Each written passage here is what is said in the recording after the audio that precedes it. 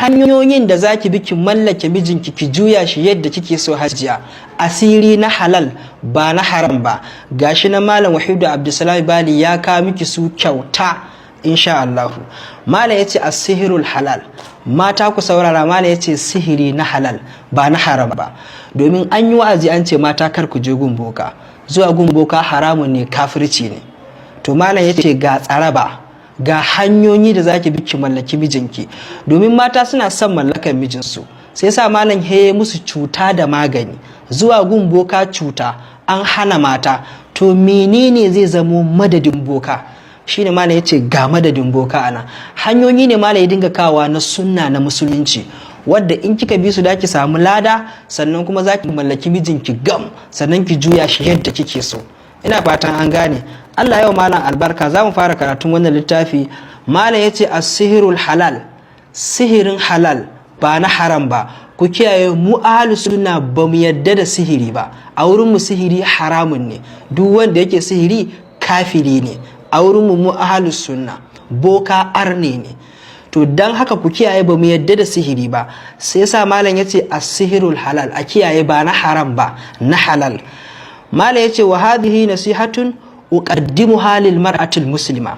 Malam yace wannan nasiha ce wadda nake gabatarwa zuwa ga matan musulmi. Wahiya, ga nasihar kaman haka. Malam yace wato annaha yamkin an tashara zawjaha bima ahallallahu laha. Ma'ana malam zai bayyana miki yadda zaki yi ki mallake mijinki da abin da Allah ya halatta miki. Zai gaya miki yadda zaki mallaki mijinki da abin da Allah ya halatta miki. Malam yace abu na farko da ya kamata ki fara kula da shi, gashi nan malam yace bi kathrati zina. Malam yace ki yawaita ado, namiji yana matukar son ado jama'a. Da haka malam yace ba wai ma yace wai ki dinga ado ba, a'a ki yawaita ado, ki dinga zama a cikin ado.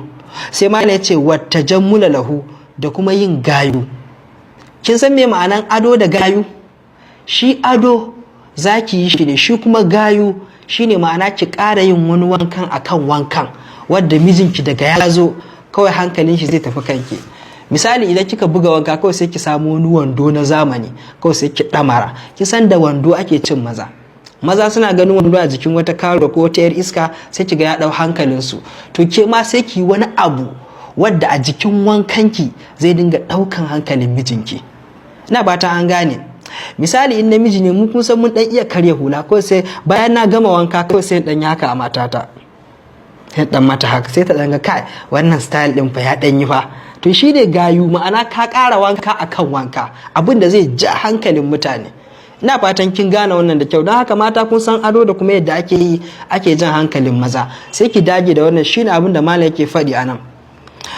Sannan kuma malam sai ya ce fala taqau ainuhu minha ala qabih. Sannan kuma kar ki sake idon mijinki ya dinga kallon wani abin ki a tattare da ke.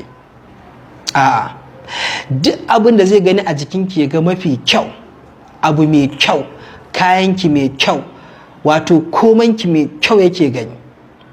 Ashe kenan kar ki bar mijinki ya dinga kallon wani abun dotti a jikinki, irin hammatanki ya ga irin kaman gashin hammata, gashin mara, dottin mara, warin baki da sauran waɗannan abubuwa ɗin, kun ga abun ƙi ne.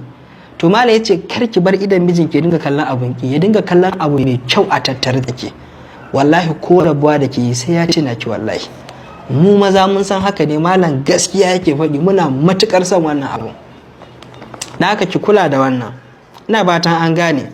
Sannan malam yace wala yashamma minha illa atyab rih. Kar ki sake hancin mijinki ya ji wani abu a tattare da ke face abu mafi kanshi. Ma'ana kar mijinki ya ji wani abu wari a jikinki gaba ɗaya, kar ya ji kawai. Malam yace ya zamto yana jin kanshi a tattare da ke. Bari ga miki wani sirri, ko ki san